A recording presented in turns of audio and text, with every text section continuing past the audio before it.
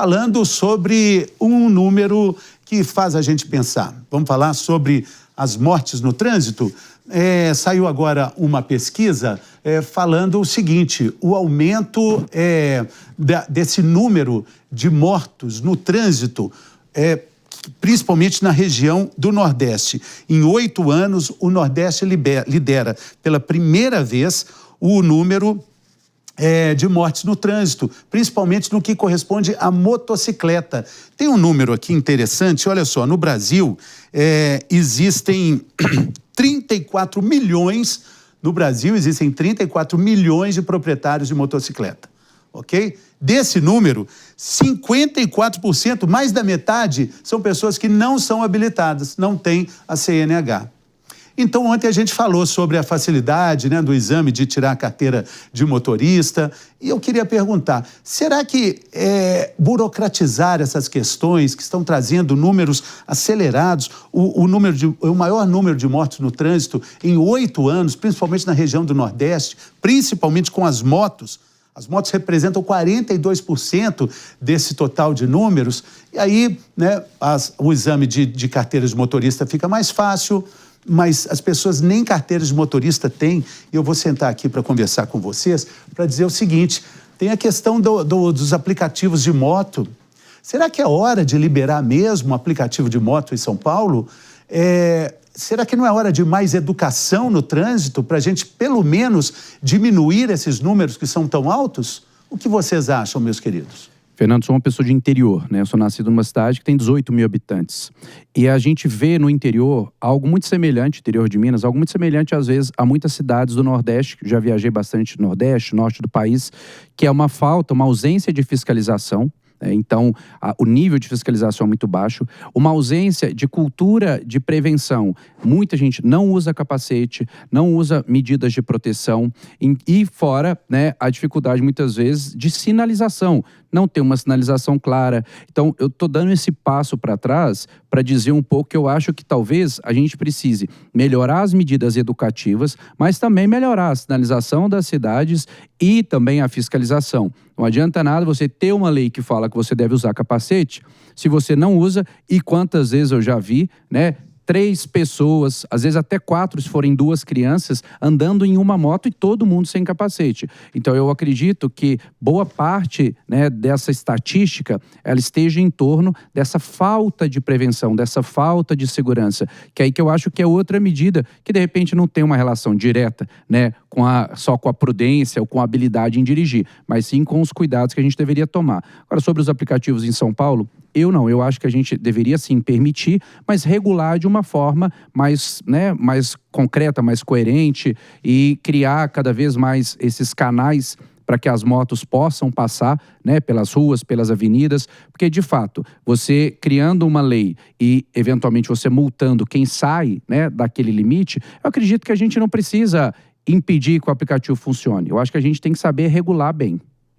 Essa questão da pano para piqui, pano para manga, porque a gente está falando de educação no trânsito, a gente está falando de mobilidade urbana e a gente está falando de um risco altíssimo que existe na cidade de São Paulo. As estatísticas são cruéis, todos os dias alguém sai de casa e não volta. Eu sou um ciclista, eu sei do risco, eu ando com medo. O ciclista é, antes de tudo, um otimista, porque ele tem otimismo que vai voltar para casa. Eu acho muito complicada essa questão, acho que falta educação, faltam leis severas também. Quero ouvir a Jéssica, mas antes eu quero chamar os amigos da rádio. A gente está voltando agora, dentro de alguns segundos, porque esse assunto é muito bom para quem está ouvindo o rádio no carro, né? Você que ouve a Jovem Pan pelo rádio, a gente está falando sobre o aumento do número de mortes pela primeira vez em 8 anos, principalmente com relação às motocicletas. Esse número é muito elevado no Nordeste também. E a gente está falando, será que seria a hora de facilitar o acesso à Carteira Nacional de Habilitação, foi uma desburocratização eficiente. Rapidinho, certeza que alguém nesse momento acabou de xingar um motoqueiro que passou Nesse momento. do lado do carro. Nesse momento, um retrovisor foi embora. Nesse outro momento também. Todos os momentos aqui, alguma coisa está acontecendo no trânsito. Fala, Jess. Não, eu acredito que é importante a gente mudar, melhorar, tornar mais fácil esse processo e que se tem tanta gente na irregularidade, desburocratizar vai melhorar as coisas. Só que dentro do tópico dos aplicativos de moto, nessa modificação, o prefeito da cidade de São Paulo, Ricardo Nunes, foi avidamente contrário a isso, lembrando que isso é uma legislação municipal. Então, a partir do momento em que a decisão do município é bloquear aplicativos de moto para determinadas questões, por questões de segurança, avaliando aí o trânsito da cidade, o número de acidentes, é uma decisão municipal. No entanto, como tudo no Brasil foi judicializado e a decisão municipal começou agora numa perspectiva federal. Federal por quê? Porque quando chega num órgão como o Supremo Tribunal Federal, muitas vezes nós vemos o poder do município de legislar, de escolher, ser removido ali por uma determinação de uma outra visão, de um outro grupo. Eu acho que a gente precisa começar a endereçar essas questões também e valorizar que o município tem autonomia para definir isso. Jess, tem uma questão também que tem muito jovem que tinha até dificuldade, até financeira, de tirar a carta, né? Que em São Paulo chama carta, mas a CNH significa carteira, né? Nacional de Habilitação, e que agora vou tirar, porque eu não tenho muito entendimento do que é e as pessoas não têm a menor ideia do que é um trânsito numa cidade de São Paulo, Belo Horizonte, Goiânia, enfim. Mas as pessoas, eu acho que não quer, o jovem às vezes não quer dirigir. Eu, por exemplo, eu não fiz esse processo, em Goiás, inclusive, é carteira de motorista, que é carta, estranho. Não, é carteira. Carteira de motorista. É outra coisa. Mas... com tom sertanejo. Primeiro me dá um dó. Aí você vai... Carteira, porteira. Aí agora a gente sim volta. Mas assim, nunca tive essa vontade. Quando eu me mudei para São Paulo, aí que eu não vi nenhum propósito. Tão bom ali, aí eu vou mandar um abraço para os meus amigos taxistas. Tão bom pegar um táxi, pegar corredor. Então, assim, eu acho que muitos jovens já não têm mais esse interesse por dirigir. E temos que melhorar o transporte público. O transporte público tem que ser melhorado mesmo, inclusive ampliando aí vários fatores, como a tarifa zero, é algo que pode ajudar a gente a reduzir o trânsito aqui em São Paulo. Eu ando bastante de moto aqui em São Paulo, né? Você é um corajoso. Se eu sou motorista, você é um corajoso. Quantos retrovisores você já levou para casa? Nenhum. Deixa no caminho, né? Eu queria saber, você que está em casa, o que você acha disso? Qual a sua opinião?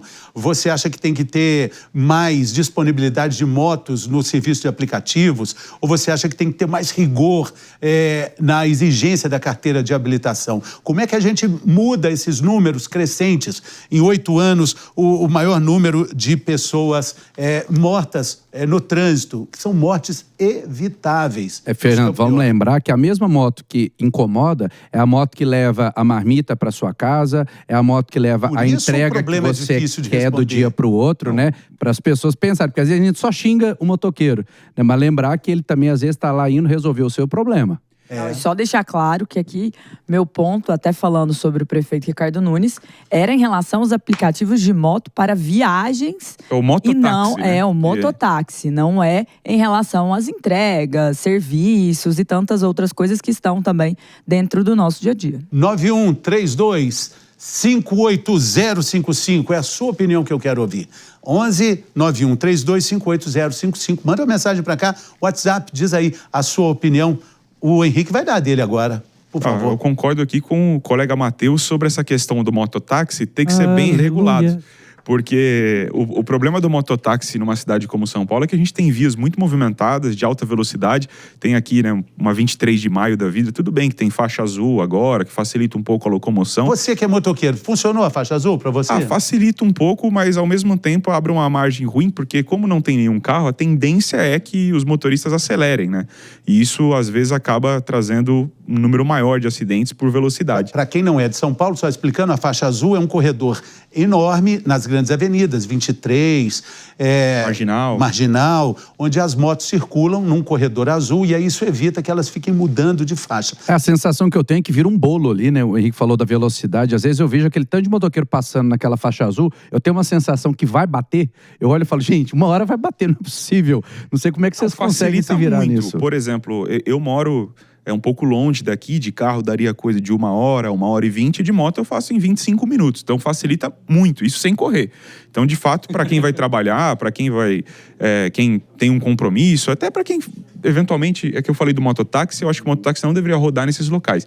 Mas para quem quer comprar uma moto para agilizar a vida, a faixa azul facilita muito. Ô, Fernando, se eu posso até talvez polemizar um pouco, mas talvez não seja diretamente a intenção, mas pensar assim, o governo muitas vezes justifica, eu vou reduzir o custo da carteira, eu vou até retirar para promover a acessibilidade, né? Eu vou permitir que aquela pessoa que não tem condição financeira, ela possa tirar uma carteira de motorista, ela possa circular pelas ruas. Mas o fato é que acessibilidade sem educação, né, sem antes mostrar que aquilo não é um despropósito, também não promove nada. Mas né? Tem a renovação automática para bons condutores também, isso é um fator bom. Aí é eu uma boa concordo, trava. a renovação automática tudo bem. Só acho que o governo, às vezes ele vem com uma medida que acaba até sendo interessante, mas ela é mais populista do que efetiva.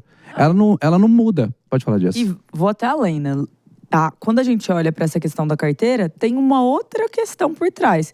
Qual que é? Muita gente não vai atrás de regularizar porque nunca teve nenhuma consequência aquilo que se estava fazendo. Então, o sujeito que dirige há 30 anos, 10 anos sem carteira, é pouco provável que agora ele fale, abaixou o preço, vou tirar a carteira. Até porque quando ele começou, o preço provavelmente era bem menor.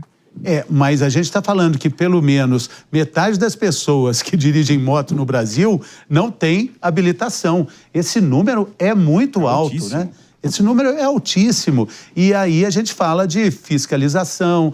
Aqui em São Paulo existe até uma questão de segurança, né? Porque as motos também acabam envolvidas em situações de roubo, né?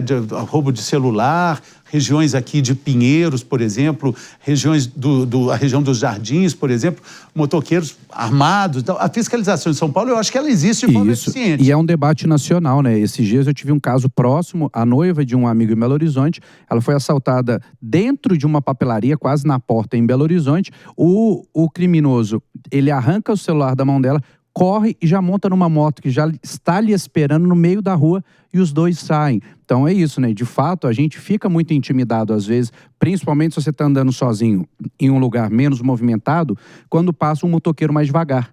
A gente tem já aquele receio assim, será que vai acontecer alguma coisa comigo? Até porque, né, a gente está preocupado até com o nosso bem-estar físico, né? Fala assim, vai que essa pessoa me ataca, vai que essa pessoa tenta aqui uma violência. Pensa em pessoas de idade, né? Quantas vezes caem, são agredidas nessas situações.